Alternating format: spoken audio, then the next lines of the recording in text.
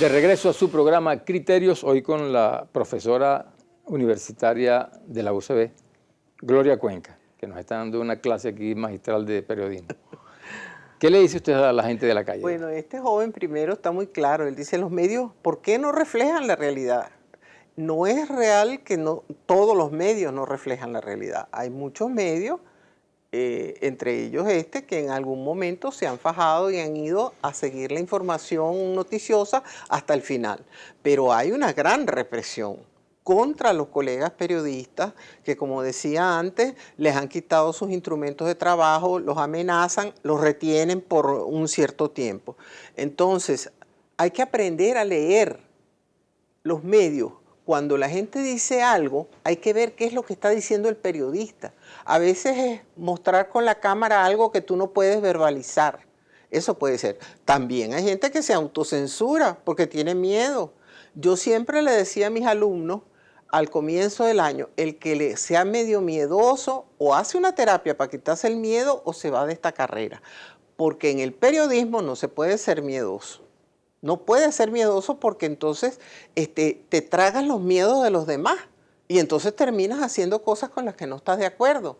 Y eso lo conversé ampliamente muchas veces en el colegio de periodistas, en las clases de la universidad, en los diferentes espacios, foros y debates en que yo he estado con los estudiantes y con los ya graduados.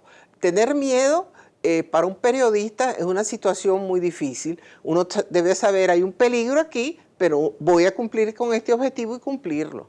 ¿Y cómo debe ser el periodista entonces? El periodista tiene que ser una persona integral, tiene que saber manejar sus emociones, tiene que tener una profunda cultura, tiene que dominar absolutamente todas las nuevas tecnologías, porque si no se queda retrasado.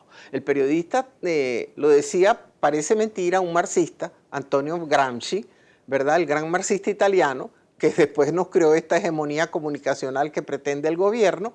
Gramsci decía que la gran profesión del siglo XX era el periodismo.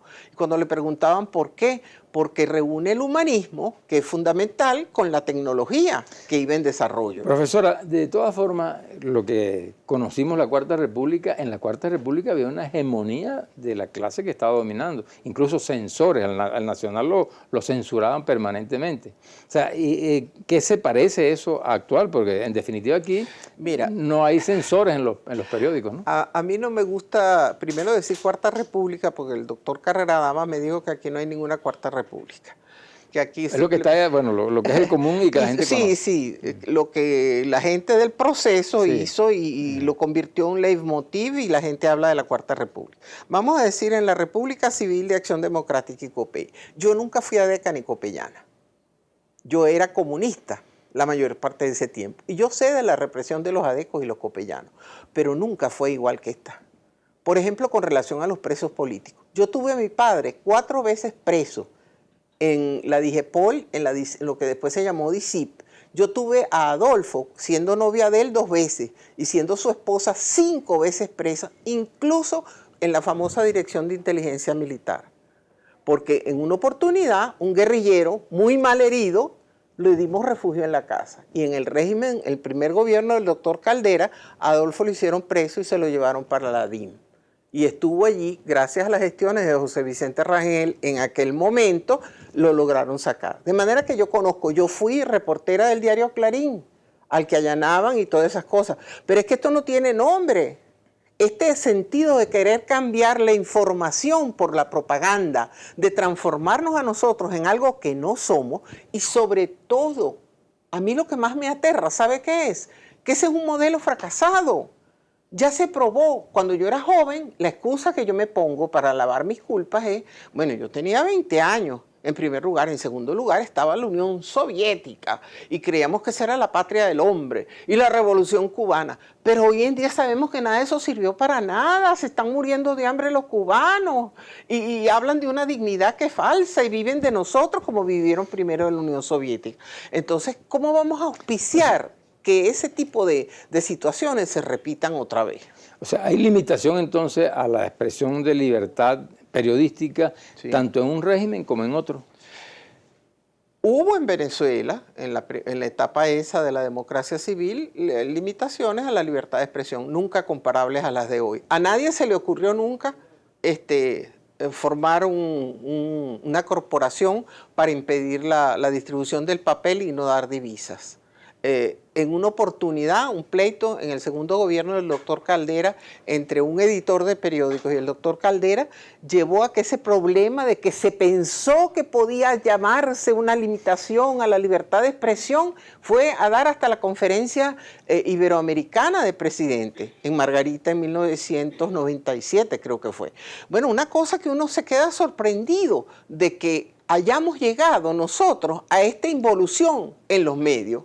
Es decir, mientras el mundo avanza arrolladoramente en favor de la libertad y de toda esa serie de cosas, nosotros vamos hacia atrás, en una búsqueda de cosas que ya sentíamos superadas, por lo menos yo. Profesora, en este momento el país está viviendo pues, lo que es el encuentro de dos fuerzas en función de darle respuesta a toda la problemática nuestra. Es la mesa de diálogo. ¿Qué papel tienen que jugar los periodistas con relación a esto?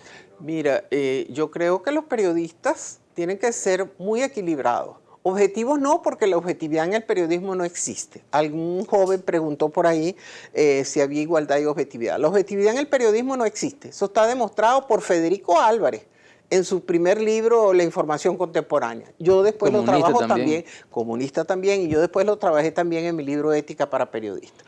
Lo que debe existir es equilibrio. Y, por supuesto, ningún periodista democrático puede estar en contra del diálogo. Esos son gente loca, porque eso es negar que hablando se entiende la gente, de que hay que darle siempre una oportunidad al reencuentro de los venezolanos y de que de alguna manera es posible ponerse de acuerdo. Adolfo tenía una frase que a mí me encantaba. Adolfo decía, hay que sentarse a negociar, firme en los principios, flexible en la forma. Tú llevas unos principios, la libertad de los presos, la libertad de expresión, que no se moleste a los periodistas, ¿verdad? El problema económico, y en eso no cede. Ahora, te dicen que hay que cambiar una palabra. Y entonces se forma un zaperoco, porque en vez de decir preso político, dijeron detenido. ¿Es tan grave eso? Ahí estamos siendo flexibles en la forma. El problema es que el gobierno no cumple con lo que había dicho. El fin de semana pasado nos quedamos esperando la libertad de 60 presos que supuestamente ellos iban a poner. Entonces, en todo caso, la oposición, ¿de qué manera ha manejado la...? Yo creo que la oposición ha manejado el diálogo lo mejor que ha podido, dadas las circunstancias, a pesar de que hay un sector radical en el país que no quiere que nadie se siente a hablar. Y yo considero que eso es un disparate. Yo considero que es volver a la etapa primaria, es decir, no es ni siquiera el siglo XX. Eso es antes del siglo, a comienzos del XIX y después de la Guerra de Federación. ¿Cómo es posible que no podamos sentarnos a hablar y que no podamos decirnos lo que pensamos? Yo no voy a cambiar porque usted me diga, pero la verdad es que la gente se va poniendo tan exaltada que no puede hablar. Con relación a la credibilidad de los medios de comunicación, ¿cómo está su percepción en este caso? Mi percepción es que hay unos medios a quienes se les cree todo y hay unos que no se les cree nada.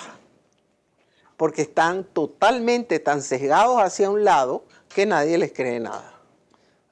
O sea, ¿y eso tiene que ver con la libertad de expresión? Claro, claro, porque la gente comprueba. Si un medio dice, mire, eso lo aprendí hace miles de años, creo yo que hace 40 años, iba yo a tomar un avión en Maiquetía y estaban vendiendo el único vespertino, y no lo voy a mencionar, que había en ese momento.